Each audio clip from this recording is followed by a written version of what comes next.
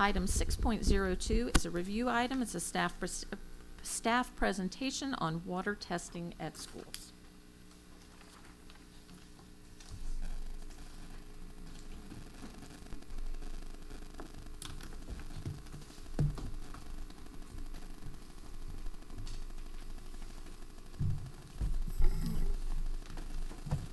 Good morning, President Hummer, Dr. Arlotto, and members of the board. I'm Lisa Seaman Crawford, Director of Facilities, and with me is John Ander, the Supervisor of Operations and Logistics. Christopher Williams, Environmental Issues Program Manager. Bob Mosier, Chief Communications Officer for the school system. and we will be providing you a status update regarding House Bill 270, water sampling and testing in our schools. House Bill 270 was passed by the General Assembly and signed by Governor Hogan on May 4th, 2017. Anne Arundel County Public Schools was invited to participate in meetings along with other county school systems, the Maryland Department of Education, and MABE to assist the Department of the Environment in developing the regulations for this law. The regulations became effective on April 9th, 2018. This new law and regulation mandates that all public and private schools served by public water test drinking water outlets for the presence of lead. Drinking water outlets are defined as potable water fixture that is used for drinking or food preparation. Drinking water outlets is further defined by the regulation as including an ice-making machine, a hot drink machine, a kitchen sink, a classroom combination sink with drinking fountain, a sink in a home economics classroom, a teacher's lounge sink, a nurse's office sink, a sink in a special education classroom, and any other sink known to be used for human consumption. The law also states that sampling must be done while school is in session. Thus, no sampling can be done over the summer months. Sampling will resume in September, and we will have all schools on public water tested by July 1, 2019. It is a requirement of the law that the parents be notified of results, even if those results show levels below the threshold of 20 parts per billion. And now I'll turn it over to John, who will discuss sampling and results. Thank you, Lisa. Anne Arundel County Public Schools began sampling in mid-March 2018, prior to the April 9th effective date. As of August 20th, 33 schools have been tested, and we have results for 23 of these schools. The schools that have been sampled are mostly in the North County and Glen Burnie clusters. We began our testing in this area of the county to maximize the number of schools that could be sampled by our independent accredited lab, Martell, which is based in Towson. When school resumes, we will begin our sampling in the southern part of the county. Due to the strict guidelines for sampling prior to student and staff arrival, we want to finish the sampling in the schools furthest from our contractor before winter arrives and the possibility of inclement weather that might cause delays or cancellation in the sampling plan. Upon completion of these schools, we will then move to the central portion of the county and then finish in the western part of our county.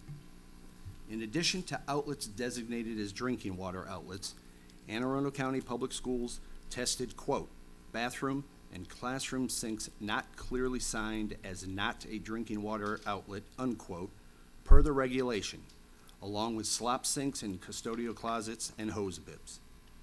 The first results that we received from Martell were delivered to schools and parents at the end of April 2018. Parents were provided with a several-page summary, and information was provided to them to allow them access to the full report on their school websites. In addition, Anne Arundel County Public Schools created a website where all summaries and full reports are posted for public viewing. As for the sampling process is defined by the regulation, and the preparations that were required for sampling by Martell included utilizing a printed map and visiting each school and confirming the location of each water source. The primary purpose for doing this is to assign a unique identification to each source to ensure future information is accurately identified for each water source. Prior to any sample that is taken, it is a requirement that the water has to sit in the pipes between 8 and 18 hours. Lastly, all samples must be taken before students and staff arrive at school in the morning, because if outlets are turned on and water flows, the integrity of the sample is compromised. As for results, as of August 20th, we have results from 23 schools totaling 2,487 outlets. Of those, 190 have elevated levels of lead. Of those 190, however, 30, or 1.2% of the outlets for which we have results to date, are drinking water outlets. Those 30 outlets, which are spread across 9 schools, were shut off within 24 hours of us receiving results of elevated levels. I'm happy to report today that all 190 fixtures that have been identified have been replaced. Those outlets, however, will remain inoperable until the completion of sampling at all schools.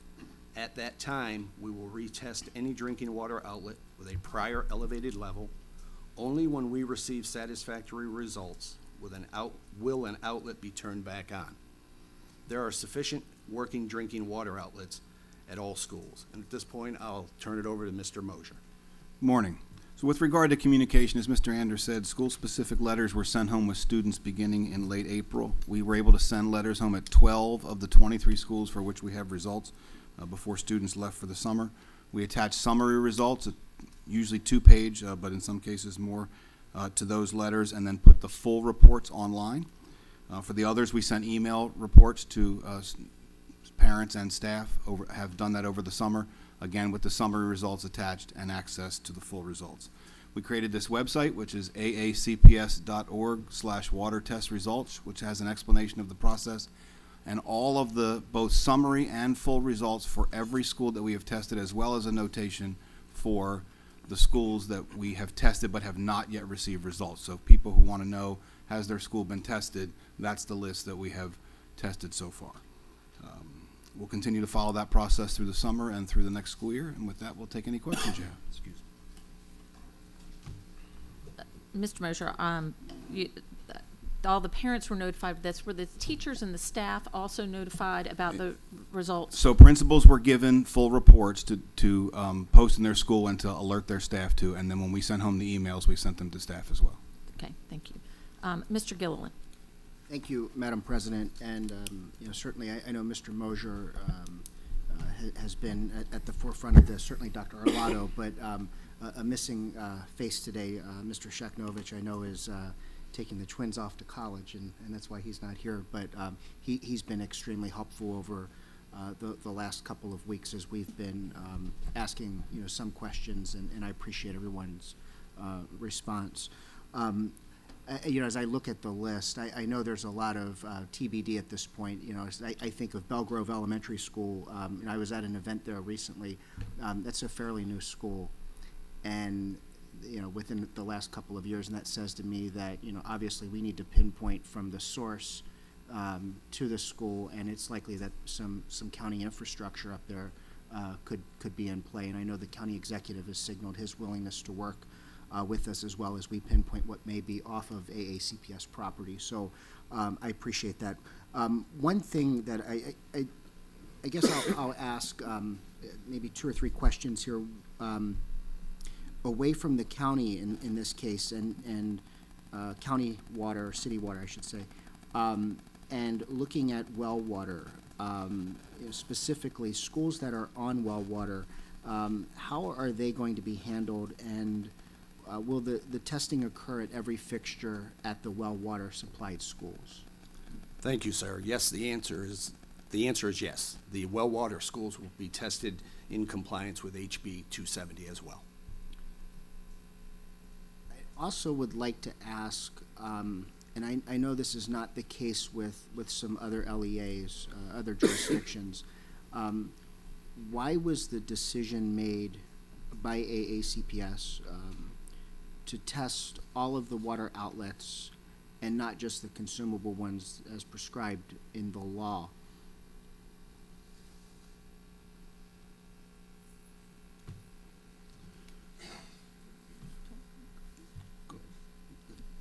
We were at the beginning going through the regulations. We knew that we had to get it out ahead of the finalization and get some schools done before the school year ended.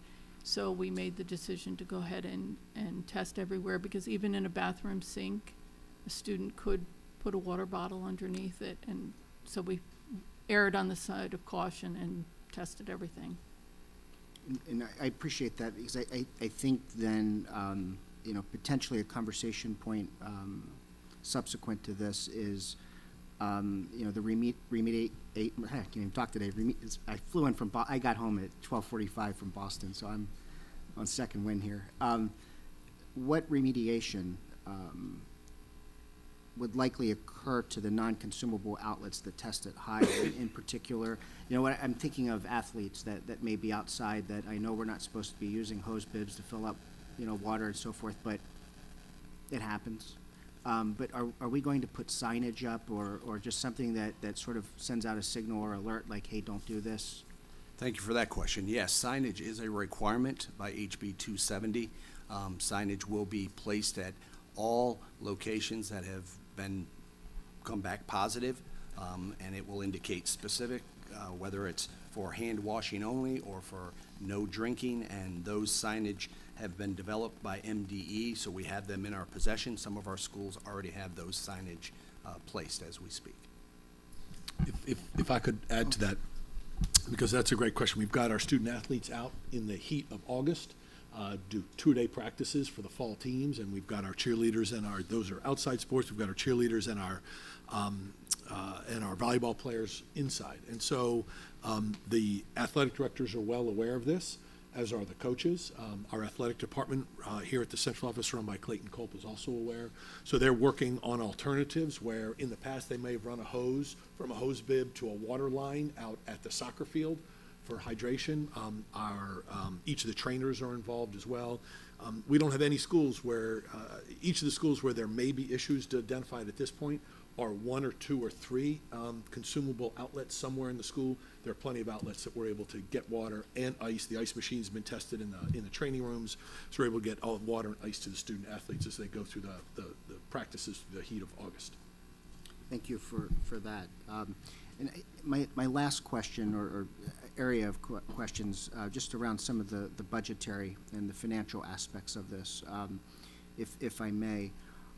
Obviously, the board did not take a formal vote on this bill when it was part of the 2017 legislative session, because of the alignment to our overall legislative statement that we released in the fall of 2016, in particular around we just call unfunded mandate, or the fact that this is the state prescribing something without providing the provision of funding in this case. So my question then is, because no additional funding was allocated for this I was going to say bill, but for the law, either from the state or from the county, do we know how much the testing and remediation overall is going to cost? And then sort of subsequent to that, or as a follow-up, so we're transparent with the public, where is that funding coming from within our budget? And does that have any implication to pending projects that may be delayed because we've had to borrow from a line item? The sampling costs are expected to be around $300,000. And we did add that to our FY19 budget. In anticipation, we took a guesstimate.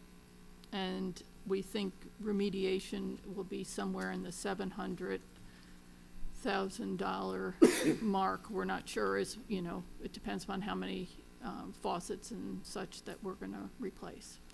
We've been using in-house labor to replace the faucets. So right now, although those plumbers now are working to replace faucets versus doing some work orders that are in place, but we are realizing quickly that we're not going to be able to use the material costs in our operating budget, because that will be deplenished too quickly. So we're going to be looking to the capital budget and be using our health and safety funds for materials and probably contracted labor to replace faucets. So that will bump out fire alarm projects and PA projects that we had scheduled for that. But we do, we're in discussions right now about for our FY20 request that you will see in September is looking at bumping that request up to accommodate some of these needs. And I was even going to suggest that we do CIP next month, if that would be something that we want to overcompensate for, just because of the unknowns that may still exist. Yes, So- we've been in discussions with them. Thank you so much for the question. Ms. Corbelak? I have a few questions too. Does the bill require us to do this test every year, or is it, every 5 years? So our plan, as we had indicated, is we are going to finish all of our schools this year because of the lateness in the regulation being finalized. It didn't allow us ample time to actually align ourselves with what the regulation and the law says. But to answer your question more specifically, once we are finished with all of our schools, our plan next school year, 2019-20, to start a 3-year program, which is required by the law. So every school has to be tested every 3 years. Okay. And have all of the counties in Maryland started their testing yet? Do you know? We do not have knowledge of what the status is of any other county at this point. We're being told that some counties have already finished all their testing. Are we behind? Do we know that, or? Well, I'm not sure, once again, I'm not sure what the status is of the other Maryland counties. What I do know is that we felt like we started at a prudent time when, in collaboration with MDE, as I said, in mid-March, prior to the regulation being finalized on April 9th, in collaboration with MDE, they assured us that the testing protocols would not be changing, because without utilizing the appropriate testing protocols, we would not be aligned with the law. So we felt mid-March was prudent, and so that's as quickly as we could start, and working as hard as we could with our team and with Martell, we felt like we successfully completed 1/4 of our schools in this prior school year. Of course, we have many more schools in some counties as well. Correct. Do we know if reusable water bottles are going to be allowed at all of our schools? We've also been hearing that some schools, students aren't allowed to bring them. We are, right, so we've asked, we met with the principals on Monday, and during their cluster meetings, this was a conversation. They got an update from Bob about the update that you're hearing today. So they have full information they can share with their staff, so they can share with their parents or students as there are questions. But we've asked them to allow students to carry reusable water bottles through the buildings. Okay. My last question, if we know this, has there been a change in technology? Are we still building schools with fixtures and faucets that have lead sealants or lead components? There has been a change in faucets, over the years. There's been less and less lead readings that are acceptable. So obviously the newer technology, the newer faucets are in much better shape than the older ones. So those of us that have houses like mine that are 22 years old and I've never changed a faucet, might be time to do that. You might want to test. Okay. Thank you. To go along with that, you said that all 190 fixtures that had tested high have already been replaced, so that means they've been replaced at the consumable and the non-consumable That is correct. areas. That is correct. So are the non-consumable areas, so I know we turned off the ones at consumable outlets until they can be tested again. Correct. Were the non-consumable outlets turned off, or do they just now have signage that says, don't drink from this one, even now that the fixtures have been changed? So they were turned off to have them replaced, obviously, but once they were replaced, they were turned back on, and signage should be placed at each of those locations because they are considered non-consumable sources. So when we come back to test our consumable ones that we've replaced the fixtures, will we also test the non-consumable ones that we replaced the fixtures? That is correct, yes. Okay, thank you. Mr. Butcher? Just a couple quick questions. What was the timeline when the tests for the 30 consumable faucets were shown to have elevated levels to when they were actually turned off? Again, the law requires 24 hours, sir, so all of those were turned off within a 24-hour period of time. I would say that the majority of them were turned off much less than 24 hours. We have a great team where we communicate very clearly between Mr. Williams and his team, who is, managing this process directly, and our operations team. So I'm very confident that they were turned off probably within a 10-hour period of time. rather And could than you 24. articulate again on how the decision was made to, in terms of where you started testing throughout the school district? So, sir, Martell Labs is located in Towson. We had many discussions about the pricing structure because this was a new process for us, and we had a contract in place, but the contract was specific to sampling, and it didn't incorporate some of the other factors that are involved, and that is travel to and from the location. There was a lot of discussion regarding how many schools we would be able to sample in one day because of the constraints of having to do it from 5 in the morning before students and staff arrived.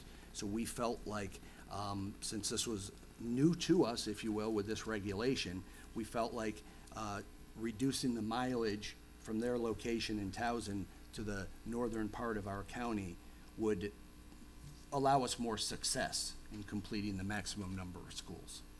Did this board participate in that decision on where to start or make any direction in terms of what schools you should start with? The discussion. The answer No, is, sir. the answer is no. Sir. No, sir. No. Okay.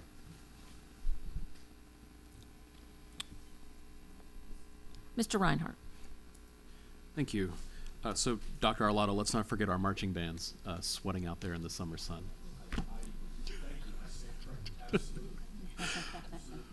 Yeah, you bet. When was the last time we had a comprehensive testing regimen here in Anne Arundel County Public Schools?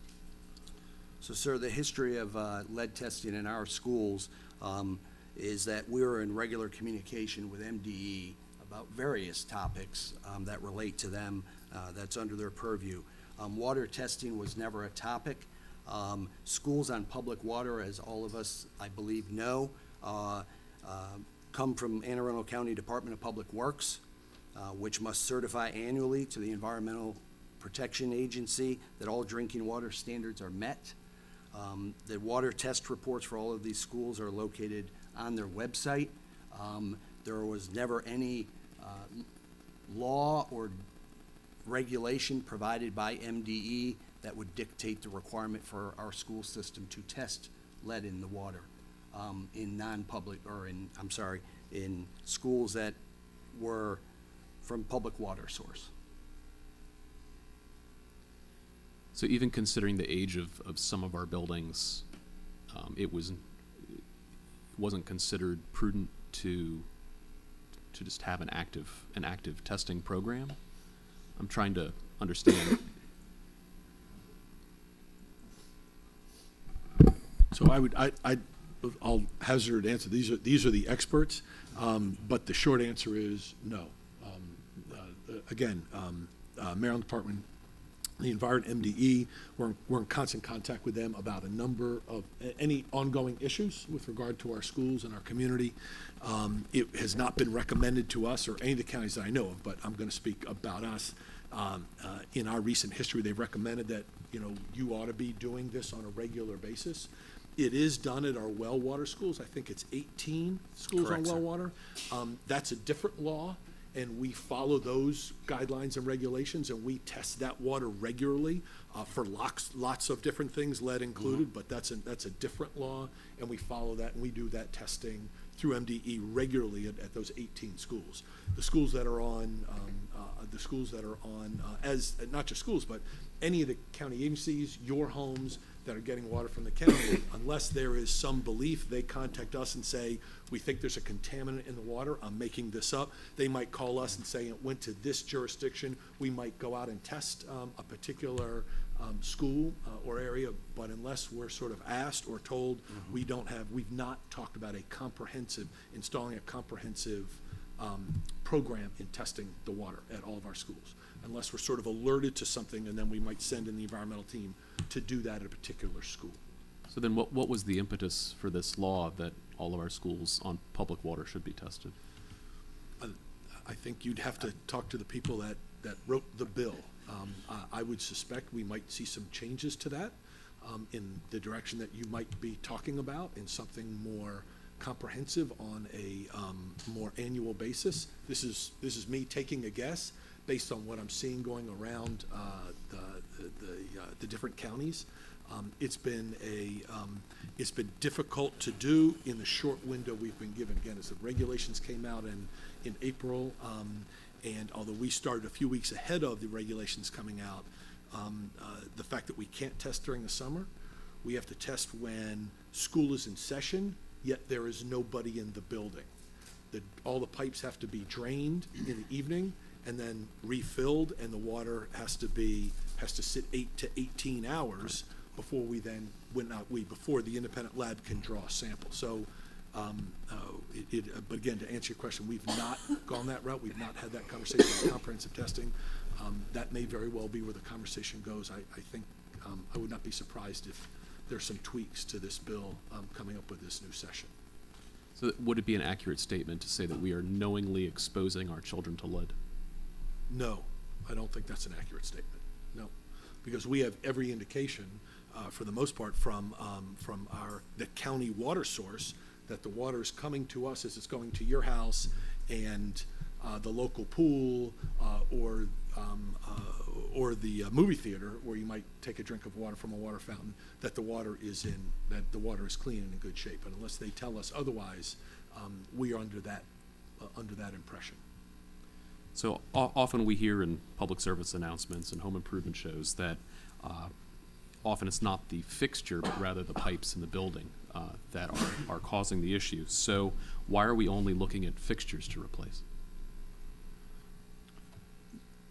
We're looking at patterns. If we see, obviously, a pattern of fixtures along one pipeline, then we would be looking at further into that area to see if we need to replace that line. So we But have not that's seen also that the yet. easiest place to start, right? You start at that fixture. Clearly, it's not something that's widespread because we're seeing just 1 or 2 or 3 outlets in a given school where there could be 250 or more in a particular school. And so it's that, as Mr. Seaman Crawford talks about those patterns, is it down a certain hallway in a certain area where it could be that pipe, but it most likely, is my understanding, would be the fixture itself, because we don't see it widespread throughout the building. So you start with the fixture, that's the easiest thing to get to, and when we come back and test it, if that's not it, then we're gonna have to go deeper into the walls and then have conversations with the county and those kinds of things. As Mr. Gillen referred to, but you start sort of where the easiest to get to and remedy, and then we'll work our way back. So with the Is that fair? I'm sorry, Yes, I should yes, stop talking. that is correct. So with the maps that our testing company is working with, is there any indication at this point that there are patterns within particular buildings, or does it just seem random and scattered? Your latter, sir. Random and and scattered. scattered, yes, sir. Okay. I have no further questions. 2 of the schools that did have some outlets that were higher are currently under renovation, correct? Correct. So their pipes everything's being replaced, the Yes. fixtures and things, so that's already in process for that. We did receive an extension. The original bill said everything had to be tested by this July. We received an extension. My understanding from what I've seen is that just about every school system received an extension because the regulations came out so late that it would be impossible to get the testing done. Is that accurate to say? That is correct. To have.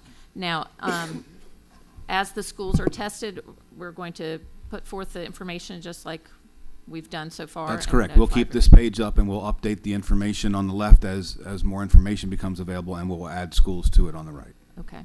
And will schools be notified before their schools are tested? Like your school will be tested next Friday, or is it going to be?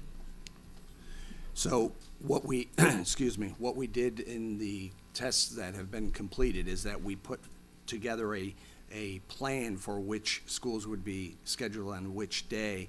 But there's all sorts of variables that are involved in regard to the use of that building later into the evening, which might not allow us to have the water sitting in the pipes. So what we've been doing is we've been working very closely with our lab, and we've had 3 to 5 schools prepared, if you will, each day to allow us some flexibility as to which schools to go to. So we could certainly do that, but the accuracy Right. could be suspect because of some of those changes that we have to make on sometimes a daily or weekly basis. And as you said, some of the weather and different school delays or, openings, all those things can impact. Do we have a general, I know we have to complete by next July. Do we have a general sense of when we think we'll be completed? Will it be before then? Or taking into account that so many things are variable on here, but. With the team that I work with, I'm very confident we will finish before July, but I hesitate to give anything more specific than that at this point. Certainly. So a lot of different things.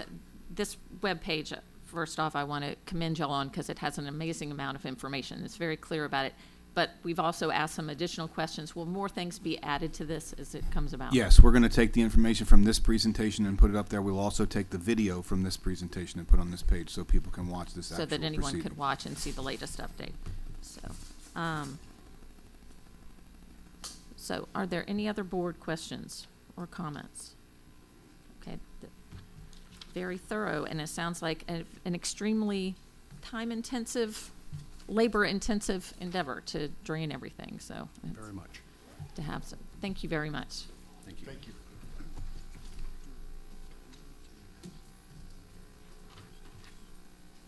I don't know. I don't think so. It's kind of, all right. Are there any public questions or comments?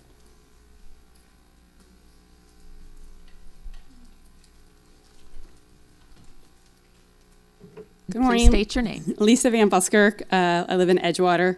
I'm not here. Start school later. I just wanted to give the board some historical perspective. In the Capitol Gazette on the 23rd of September, 1986, some lead testing results were released. One of the schools that was on this list with 10 milligrams per liter lead level is now on the list 18 years later, or however many years that is, whatever. 2018, 1986, both times Marley Glen was listed as having elevated lead.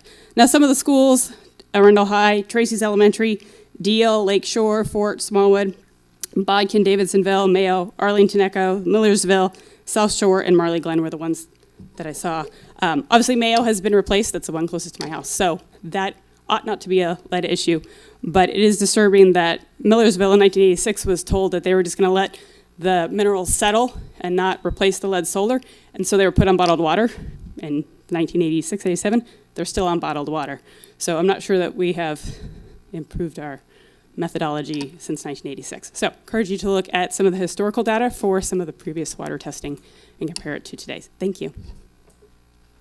Just as a clarification, Millersville is on well water, and it tests high for other things, not lead, and so because of the area that it's in, and so it has been on bottled water because of that, and it is not close to, so it's not.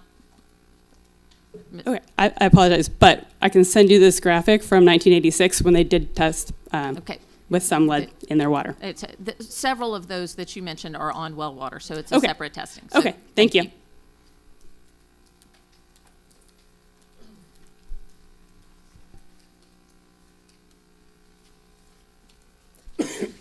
Hi, my name is Donna Rober, and I'm just a concerned citizen, taxpayer, grandmother, mother, whatever. First of all, I want to commend the board and the school system for your transparency in all of this. I was really surprised when I saw how quickly you'd responded to testing the water and then to getting that information out to the public. I thought it was spot on.